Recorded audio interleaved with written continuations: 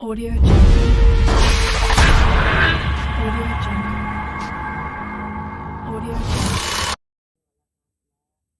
हाय viewers, आप लोग का स्वागत है मेरे YouTube channel horror gate stories में। तो शुरू करते हैं आज की कहानी। मेरा नाम प्रमोद है। ये कहानी तब की है जब मैंने नई नई नौकरी पाई थी और ये मेरी फर्स्ट पोस्टिंग थी, जो कि इंदौर के एक छोटे गांव में था। मेरे एक कमरे का घर किराए पर ले लिया था। मैं जहां रहा करता था वो लगभग एक गाँव का एरिया था। मुझे सुबह के 9 बजे अपने ऑफिस पहुंचने के लिए सुबह के 7 बजे ही बस रेडी पड़ती थी। वहाँ गांव के बगल में एक हाईवे भी था। उस हाईवे पे दोनों किनारे बड़े बड़े खेत थे और मुझे हाईवे तक पहुंचने के लिए खेत का क्रॉस करना पड़ता था। जिस रास्ते मैं ज़्यादा था उस रास्ते में एक दो घर थे जो कि बहुत ही जर्जर हालत में थे, जैसे कि उन्हें देख के ही डर लगता हो। उस खेत को पार करने के बाद कुछ 100 लोगों का छोटा सा समुदाय रहता था, जिसे एक छोटा सा मोहल्ला भी कह सकते हैं। मेरा किराए का वो घर उसी कॉलोनी में था। यहाँ पर अधिकांश झोपड़ियाँ ही जैसी दिखती थी। कुछ घर सीमेंट के भी थे, लेकिन वो लगभग खराब ही हो चुके थे। मैं उन्हीं में से एक में सीमेंट के घर में रहता था। ये गांव बहुत पिछड़ा हुआ था। यहाँ पे बेसिक फैसिलिटी अभी आनी बहुत बाकी थी, जैसे कोई सपना हो। तो एक दिन की बात है, सुबह के 6 बजे मैं उठकर 8 बजे तक तैयार हो गया। मैं बस स्टॉप तक पहुँचने के लिए वो हाईवे पे गया था। लगभग नेक्स्ट 30 मिनट का खेत चंदा पड़ रहा था। मैं ऑफिस से घर वापस 9 बजे रात को आया करता था।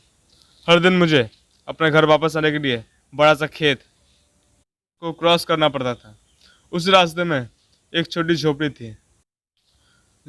झोपड़ी थी जिसके दरवाजे पर एक महिला हमेशा खड़ी रहती थी। वो एक धूमी रोशनी वाले लैंटर्न को जलाए रखती थी। यह घर उस रास्ते में लगभग 50 गज की दूरी पर था जहाँ मैं जाया करता था। मैं जब भी ऑफिस से लौट कर आता था, वो औरत मुझे रोज घूरती थी, जैसे मैंने उसे कोई डिस्टर्ब कर दिया हो। पर कुछ दिन तो मैंने उसे नोटिस ही नहीं किया, लेकिन कुछ दिन बाद जब मेरी नज़र उधर गई तो मैंने देखा ऐसा एक दिन भी नहीं होगा कि उसने मुझे घूरा नहीं हो। उसको उम्र लगभग 30 के आसपास होगी। मैं अभी 21 वर्ष का था, इसने मेरा सहज असहज था। 15वें दिन मैं लौट रहा था कि मैंने उसे अपने रास्ते में खड़ा पाया। मैं चौंक गया, क्योंकि ये एकमात्र चलने वाला रास्ता था। मेरे पास उसको क्रॉस करने के लिए जाने का कोई और दूसरा रास्ता नहीं था। मैंने अपने सिर को नीचे झुका लिया और अपने चले की गति को तेज कर लिया। पहले से तेज चलने लगा।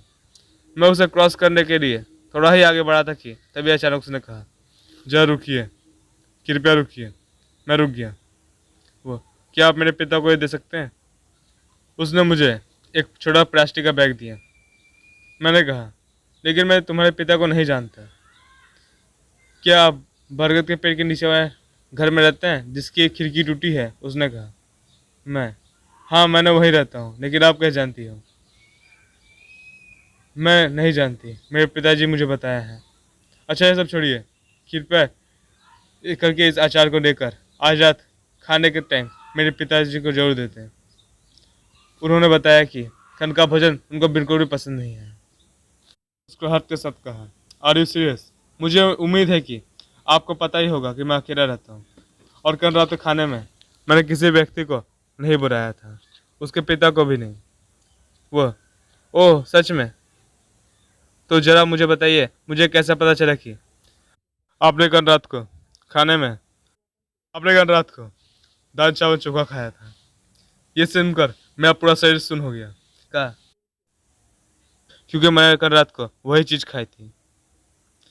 मैंने कहा, मुझे नहीं पता कि आपको किसने बताया, लेकिन मैं जल्दबाजी में हूँ, आप मुझे जाना होगा। ये कहकर मैं जल्दी जल्दी उससे आगे बढ़ गया और बिना उसके आचार लिए वहाँ चल पड़ा। जैसे ही मैं अपने घर पहुँचा, एक बुजुर्ग आदमी की आवाज़ आई, ओ तुम आखिरकार आ ही गए। आज रात इतनी देर क्यों हुई?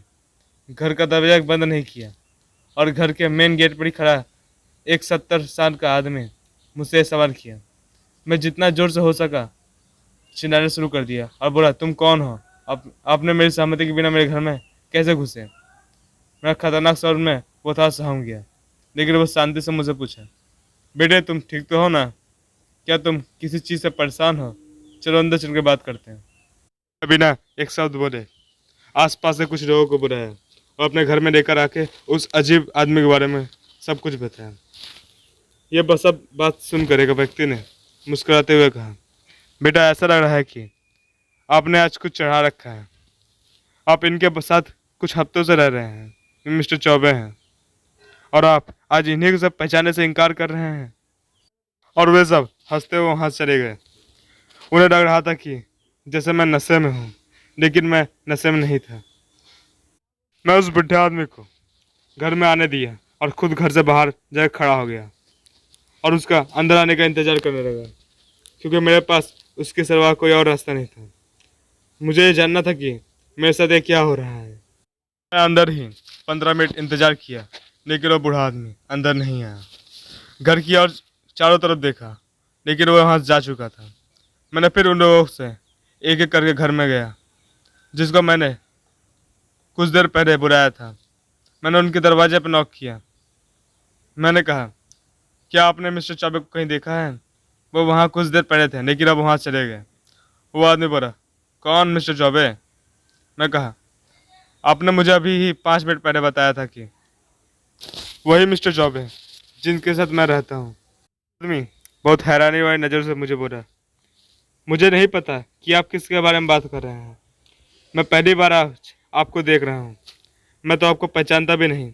आप ठीक तो हैं ना? मैं बहुत हैरान था। मेरे साथ जो भी हो रहा था उसे मैं बिल्कुल भी नहीं समझ पा रहा था। क्या मैंने कोई सपना देखा था? मैंने खुद से सवाल किया। यह नहीं हो सकता। अपने पूरे जीवन में कभी भी ऐसी समस्या में नहीं फंसा था। यह बहुत ही परेशान करने वाली सिचुएशन थी। मैं ये सोच रहा था कि अपने कमरे में वापस लौट आया और बहुत थके हुए और परेशान होने के कारण मैंने कुछ नहीं खाया और बिना कुछ खाए पिए सो गया। अगली सुबह मैं उठा। तैयार होने के बाद मैंने एक नज़दीकी व्यक्ति से पूछा, क्या आप उस महिला के बारे में जानते हैं जो उस खेत के बीच वाली झोपड़ी में रहती है? वो आदमी बोला, नहीं भाई, मैं नहीं जानता। मैंने कहा, क्या आप श्योर हैं? वो, मैं यहाँ बचपन से रह रहा हूँ। वो झोपड़ी तब से खाली है। उस झोपड़ी में मैंने किसी को भी नहीं देखा। जिसके बारे में आप बता रहे हैं वो ऐसी ही खाली पड़ी है, लेकिन आप उसके बारे में क्यों पूछ रहे हैं? मैंने कुछ कहे बिना अपनी सारी चीज़ों को पैक किया, घर के मालिक को सूचित किया और अपने घर खाली कर दिया। उसे 1 महीने का किराया दिया और वो गांव छोड़कर वहाँ चल दिया। मैं वहाँ लगभग 2 सप्ताह तक रहा था। मेरा बहुत दिमाग खराब होने लगा था उन चीज़ों से। उस घटना के बाद मैंने खुद को कुछ साइकोलॉजी डॉक्टर को भी दिखाया। मुझे लग रहा था कि मेरा मानसिक संतुलन खो रहा हूँ, लेकिन रिपोर्ट बिल्कुल नॉर्मल थी। 2 साल बाद मैं अभी ये समझने में हैरान हूँ कि वो सब मेरे साथ हुआ था कि एक सपना था। मैं दिल्ली की एक फैक्ट्री में साफ सफाई का काम करता हूँ। मेरा घर फैक्ट्री से 5 किलोमीटर दूरी पे है। मेरे पास एक साइकिल है जिसे मैं अपनी फैक्ट्री और फैक्ट्री के घर से घर आता जाता रहता हूँ। एक दिन जब मैं फैक्ट्री से घर जा रहा था तो रास्ते में मुझे एक लड़की दिखाई दी। वो मुझसे घूर घूर देख रही थी। मैं उसे टानते हुए अपने घर की ओर निकल पड़ा। कुछ दिन वही लड़की मुझे उसी जगह पर दिखाई थी और वो मुझे फिर से घूरने लगी। मैं उसकी तरफ पलट कर भी नहीं देखा और अपने घर के निकल पड़ा। मैं उसके पास रुका भी नहीं, क्योंकि मुझे उस लड़की से डर लग रहा था। वो लड़की कई दिनों से मुझे देखती आ रही थी। एक दिन वो लड़की वहाँ पर नहीं दिखी तो मैं सोच में पड़ गया, ऐसा क्या हुआ कि वो लड़की आज नहीं है। फिर मैंने अपने घर की तरफ निकल पड़ा। 1 हफ्ते बाद मेरे घर पर एक चिट्ठी आई। मुझे पता चला कि वो एक चिट्ठी उसी की है। उसमें उसका नाम प्रीति लिखा हुआ था और उसमें एक फ़ोटो लिख दी जो उसी लड़की की थी। मैं चौंक गया। उसे मेरा पता कैसे चला? चिट्ठी में लिखा हुआ था कि कल जब फैक्ट्री से निकलो तो जहाँ पर मैं खड़ी रहती हूँ वहाँ पर मेरा इंतज़ार करना। उसके दूसरे दिन मैं वहाँ पर पहुँच गया।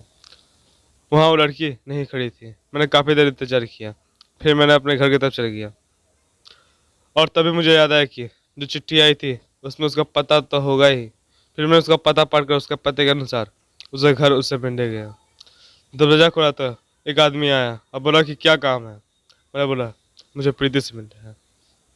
तो उस आदमी ने बोला, मैं उसका पापा हूँ और प्रीति के मरे हुए 2 महीने हो चुके हैं। मेरे हाथ पैर कांपने लगे। में पड़ गया वो लड़की जो मुझे रास्ते में दिखती थी और जिसने मुझे चिट्ठी भेजी थी वो कौन होगी। मुझे लगा कि वो उसी की आत्मा होगी। तभी प्रीति के पापा ने मुझे दिखाया कि देख लो उसी की तस्वीर है जिस पर माला पड़ा हुआ है।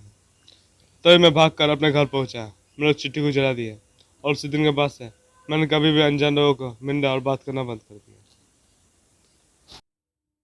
व्यूअर्स, तो आपको ये कहानी कैसी लगी? अगर अच्छी लगी तो मुझे कमेंट करके जरूर बताइएगा।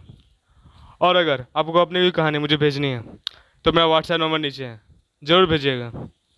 और तब तक के लिए मेरे चैनल को सब्सक्राइब करिए और लाइक करिए। और आखिरी बात, डर लगता सबको है, बस डराने वाला चाहिए।